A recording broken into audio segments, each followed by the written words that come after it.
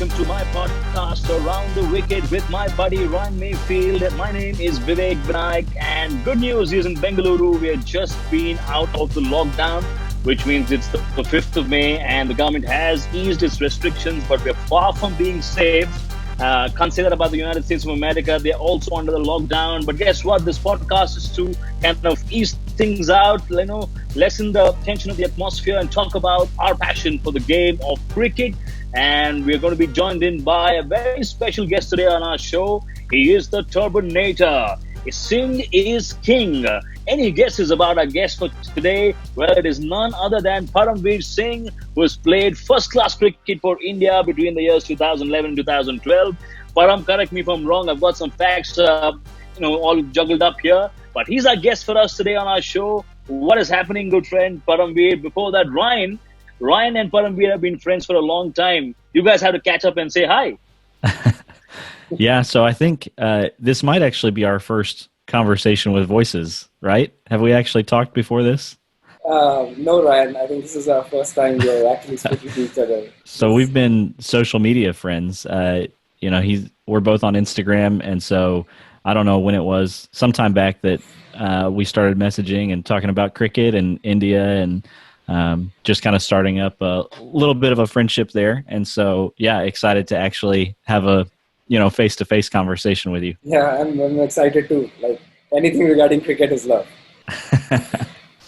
Good. Well, we're glad that you're on here. So, why don't you tell us a little bit about just yourself? Where you're from, and maybe a little bit about your family, but then also like your cricket background, what that's been like for you. I know you've played a little bit, yeah. Yeah. So I'm born and brought up in Hyderabad, and I've been playing cricket since I was 13, 14.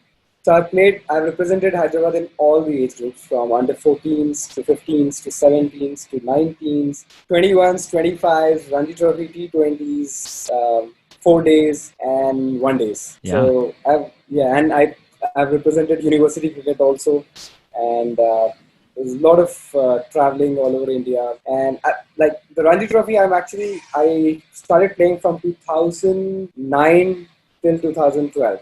So a lot of times I'm on the bench also, because didn't get the opportunity most of the time but I'm traveling with the team, waiting for my opportunity to play with the players. Yeah. But yeah, so it's a long journey with cricket. Yeah. Whether you're in the bench or you're on the field or you're on the war field, and there's a Singh in the team, there's a party everywhere. There's always something to look forward to. I've been, waiting to talk to you about so many things, especially cricket. Paramveer, tell us, how do you look at cricket at the moment, considering how the COVID-19 has taken over so many sports in the world? Where do you think cricket will go in the future? Do you think that we could play indoor matches? Do you think that the IPL would ever happen this year? What are your thoughts? Well, I think with this situation, it's very difficult for cricket to happen. It's because you need spectators to come on and cheer for the team, like for an event like IPL. And I've been reading reports from different cricketers where I think Steve Smith has opened up about this, where he said maybe the IPL can happen behind closed doors. I don't know. I don't know how the logistics will work there, making the team travel and play behind closed door cricket. But if it's going to happen, it's going to happen like that. Because in India, social distancing, like Vivek already knows, it's out of the park, even in lockdown. Like nobody is in their common sense to avoid that distance. But so I think it's difficult to have a top class cricket, especially like IPL, anytime soon. So are you Sunrisers fan? Is that your team, or you have a different team? No, it's funny, So I'm generally a Sunrisers fan, but when Punjab comes and plays in Hyderabad, then I'm a Punjab fan. Ah, okay. I was in Bangalore last year and watched Punjab come and play, and so it was interesting being there. Chris Gale coming in as the opposition and not with RCB, and so that was fun to get to see him play again there. Yeah. So generally it's Hyderabad. So Punjab.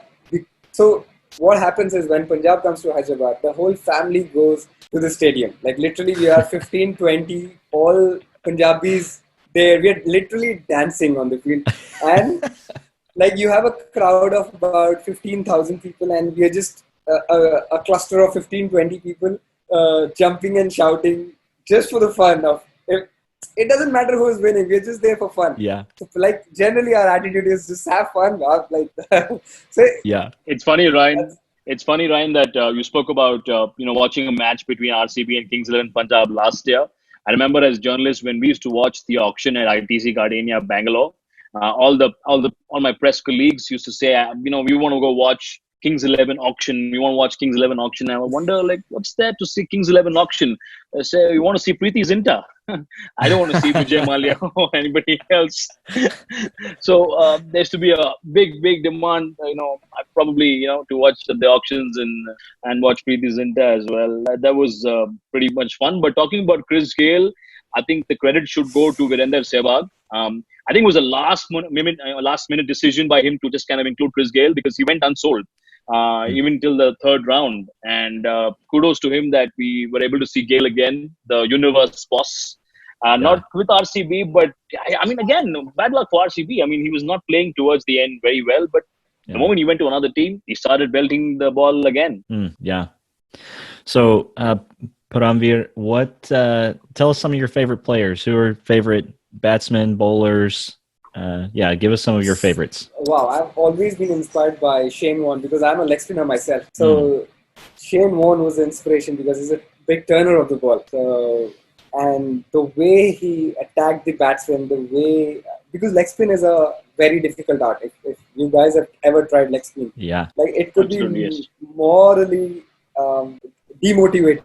Like the ball will never pitch on one spot.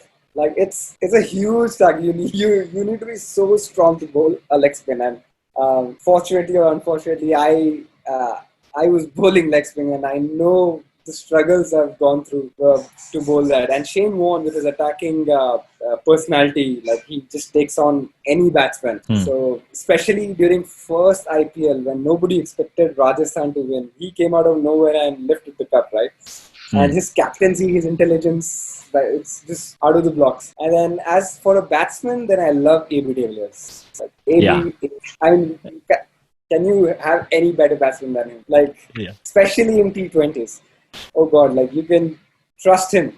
And it's unfortunate like RCB hasn't won IPL having ABD and the likes of ABD. The best batsmen are in RCB. I don't know why they can't win it. And there's a good story about this RCB versus Sunrisers because I was in National Cricket Academy then. IPL 2, if I'm not wrong, in South Africa, where the finals was between Sunrisers Hyderabad and Bangalore, RCB. Yeah. So I'm in NCA, National Cricket Academy, and the coaching staff, everybody is supporting Bangalore because so we are holed up in Mysore campus where it's a one month long cricket tough routine, and it's finals. Everybody is gunning for RCB, and I'm the only guy from Hyderabad. I'm like, Hyderabad. And in fact, even though Hyderabad shot down for, I think, 130 or something, everybody expected RCB to win.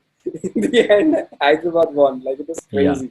There's been a lot of matches where everybody expected RCB to win, and then they didn't. I don't know, Vivek. You should tell me what's with RCB's bad luck. Like, why does it happen with? RCB's good luck. I'll talk about RCB's good luck. RCB's good luck is they have a ton of good players like Kohli. They used to have Gale. They did have Shane Watson. They have ABD. And of course, Mr. Nags. That's their good luck. Mr. Nags. But their bad luck. I think their bad luck is because they have so many good players. Technically speaking, I think they tend to get carried away and they tend to probably take it a little lightly. I think RCB for me is a bit like the Indian cricket team. For me personally, it's a personal opinion that whenever the Indian cricket team has come into a pressure cooker situation, even in the last World Cup against New Zealand, somehow we cannot absorb those final overs, or even a guy like MSD who's known to be a great finisher, kind of struggled in those last overs against New Zealand in the World Cup. I compare them to RCB as well. Somehow there was one final against Sunrisers Hyderabad where we kind of lost by, I don't know, 2 or 3 runs, I think, and Hyderabad ended up winning it in Chinnaswamy Stadium. So I call it bad luck. I call it, being complacent about the position they're in.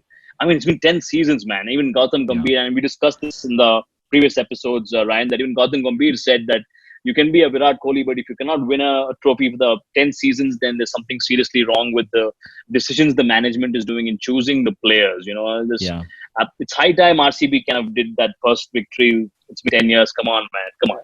I mean, I think we're more fond of Nags. I think we're more hopeful of Nags and his jokes and his comedy sketches than RCB winning the trophy. I think part of it is that they have some incredible players, right? With ABD, you've mentioned all of them, right?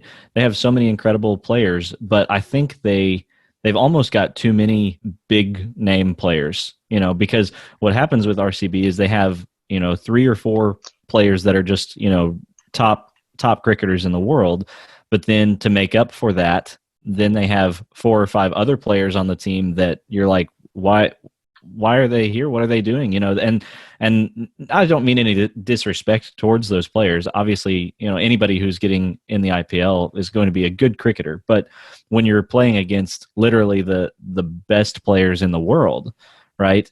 Then when you have those weaker links in the chain, ABD, De Villers and Kohli and whoever the other superstars are on the team, 3-4 superstars can't win the match by themselves, right?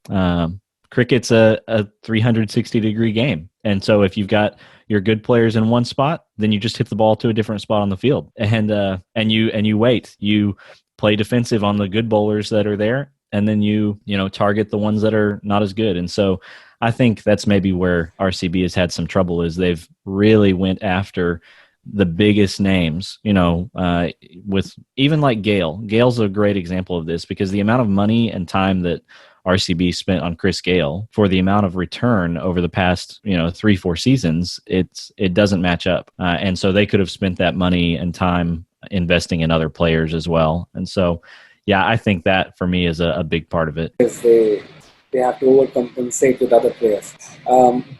I think it proves that cricket is it's a very team game. Like you can't win matches with 4 best players in the world in the team. It has to be a team effort. That's why a team like Chennai Super Kings or Mumbai Indians are so regular on the top slot. Because so if you see Chennai Super Kings, they're all above 30. I think it's the oldest team, like above 30. Very much so. Yeah. Average. So just with experience, they know what to do is right. And now Mumbai Indians, they have the young blood. Everybody is powerful there. So I think it's a very team game. Like with my experience of playing cricket, I've seen you can't win with all the best players you have. It has to be an effort by everybody. Yeah, Vivek, absolutely. What do you, Vivek? Vivek, you're still not. Making a point, and I think the fans also should note this, that RCB has made some pretty bad mistakes when it comes to team selection. One, I think ever since we kind of didn't have Dale Steyn as a part of the mainstream bowling attack, we lacked a genuine fast bowler. We didn't have Mitchell Stark for a long time in our team as well. So we've been kind of looking for that fast bowler who can deliver quickly with a new ball. We also kind of lacked having a balance in the team. And I think ever since Vijay Mallya was kind of taken off from the UB group and he lost his shares in RCB, there has been some efforts to kind of bring in a balance and not have any personal favorites. Like I remember Yuvraj Singh was picked up by RCB for I think 13 or 14 crores. I mean that's the kind of money you're spending on Yuvraj Singh, who wasn't even at in such great form at that time, because Virat Kohli insisted that he be in the team. So I think these are the things which the other teams are not doing. I think the other teams are being very smart in picking the players who are good for the team, and not because your captain wants that person in your team. So these things have to really stop. I truly believe that, and I think if Virat also probably ever listens to this, he'll also agree that nothing ahead of winning a game and putting your team in forward and playing for the cause and not for your personal likes and dislikes. Yeah, and if Virat ever listens to this, please come on to our show and tell us why we're wrong. Yeah, we'd love to. We'd love to. I think Virat has matured as a cricketer over the years. He started off as a hot-headed young cricketer, and he's had his fair share of controversies with fans, with commentators, with umpires. Man, I don't mind getting into a controversy with you at all. I'll be frank.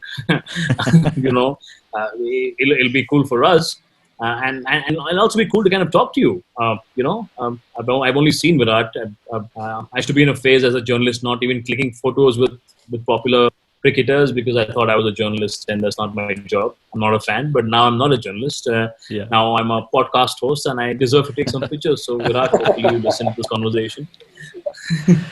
So, Paramveer, for you, let's talk a little bit more about just you and what's cricket has been for you, and so tell us something that's been a memorable moment for you just in your playing years. Wow, memorable moment was I was pretty regular at Deccan Chargers net session. In fact, I was almost selected for Sunrisers Hyderabad. Like I've spoken to Darren Lehman personally. He came to see my match. In fact, when he came to see my match, I made Hyderabad win that day. And I was very hopeful that, I might be there, but unfortunately, I couldn't be there. That's okay. I mean, but I love sharing space with the likes of Adam Gilchrist, Andrew Simons, and it was fun with Andrew Simons because when Deccan Chargers, the first year of Deccan Chargers, that time he was coming out of the monkey gate scandal and me being Punjabi, holy shit! So for him, Punjabi Sardar is everybody's like hot-blooded, Harbhajan types, And I'm an aggressive guy while bowling. So it's like when I bowl and it hits me straight, I'm also a good fielder of my own bowling. So I used to just naturally hold the ball and try to hit him back. And he's like, whoa, easy there, man, easy there. So it was fun. And even Rohit Sharma was amazing there. So being with, then interaction with Shane Warne, like my biggest moment was with Shane Warne.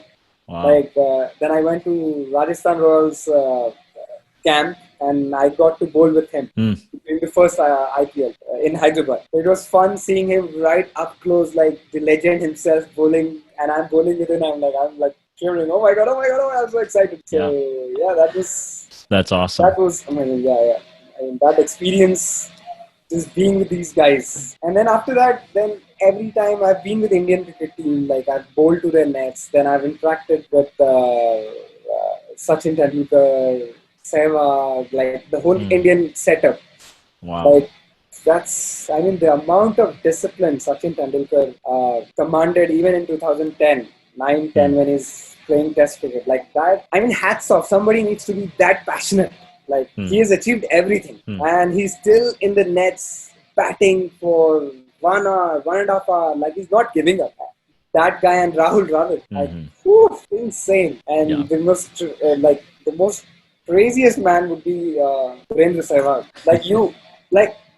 The commentators normally say that Virendra Sehwag has no footwork. Like I couldn't see that on television. Like it looked like he has little footwork, but when I actually bowled to him, and I saw him, he literally has no footwork. Like it's like it's see ball, hit ball, right? That's it. Like even his legs are like somebody has done cued him that side. And especially for spinners, he just makes us like feel like we are nobody. Like not just me or the Indian cricket spinners bowling to him. He just smashes them.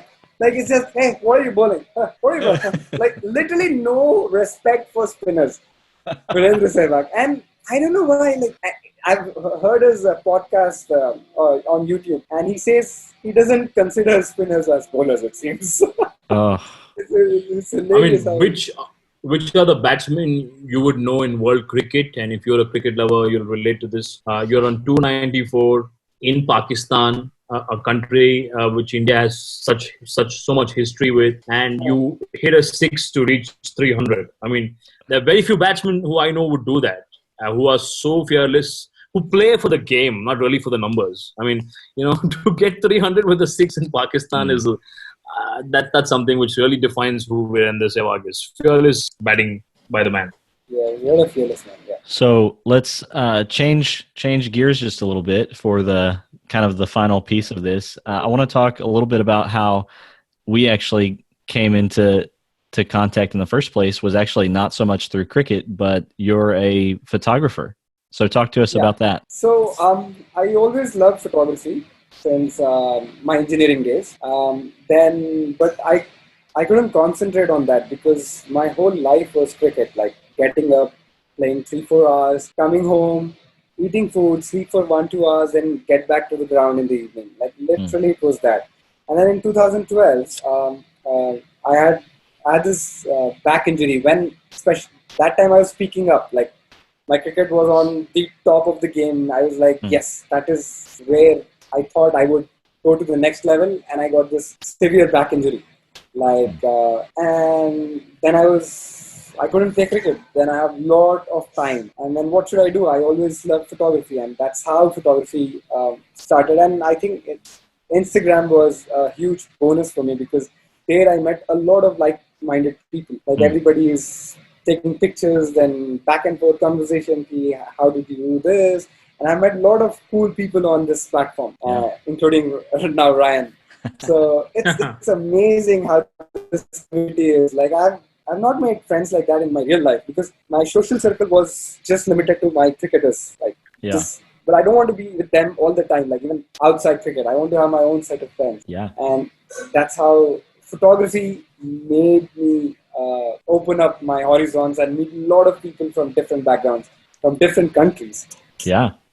Well, you've traveled, speaking of different countries, you've traveled to a lot of different countries and taken a lot of pictures in those places. And I love your photos. They're all so good. And even over the past few years, I think you got like a drone that you've been doing some drone photography and video work. And it's just been amazing.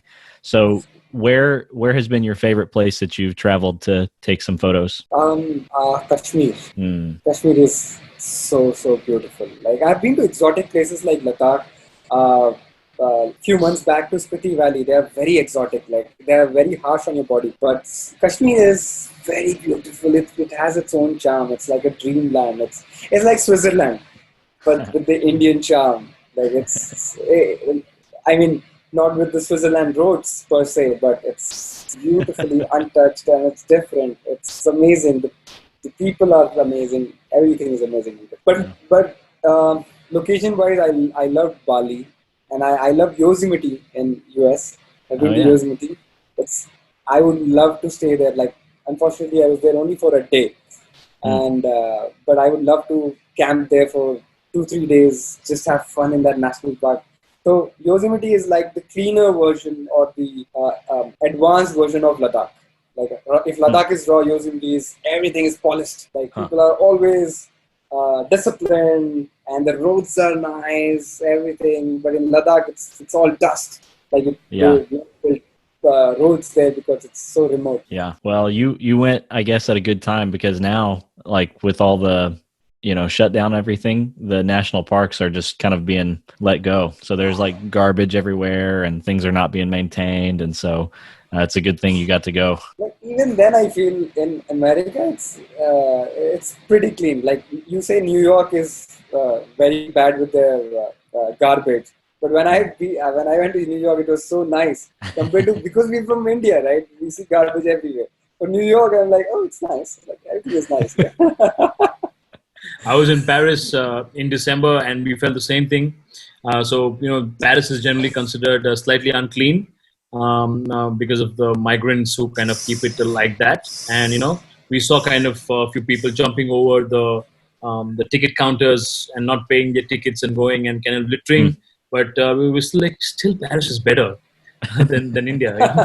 We somehow feel locations abroad is slightly more disciplined and they have a system in place, which they have. But I guess we have bits and pieces of everything in our places. Yeah. So if people want to find you on Instagram, how can they connect with you? Yeah, my handle is Cooljert with a K. KOOLJATT. Yes. Yeah. So if anybody wants to see me, catch up with me, and feel free to hit me up there. Yeah, you should definitely do that. Like I said, his pictures and videos are amazing, and so yeah, go check out him on Instagram and yeah, shoot him a message, especially if it's about cricket. I think he'd probably love to talk. Yeah, of course. I love cricket, and in fact, I keep playing cricket before this lockdown. Every weekend we have some game or the other, so it's always there. That's awesome. Well, thanks so much for coming on. I appreciate you being a guest on our show. Thank you, Ryan. It's been my pleasure. Vivek also. So thank you so much. My pleasure, Paramveer. It's been absolutely nice to speak to you and interact with you. Ladies and gentlemen, you can go to Instagram and follow Paramveer on his Instagram account to check out some really cool photos. If you want to discuss cricket with him, he's open for that as well. And this is a customary thing I do with all my Punjabi friends. So before we kind of end the conversation with you, Jo Bole Sonihal. Sat Sri Akal. Perfect. Thank you so much, Paramveer, for joining us on Around the Wicket. Thank you, guys. All right, folks, that was Paramveer Singh joining us from Hyderabad on Around the Wicket. It was an interesting conversation with Param, especially for Ryan to catch up with him after a long, long time. I think they're speaking for many times, but they're seeing each other for the first time. What do you think, Ryan? Yeah, it was awesome. It was great to connect with him and hear a little bit about his experience and yeah, just to get kind of another perspective on what's going on with cricket right now.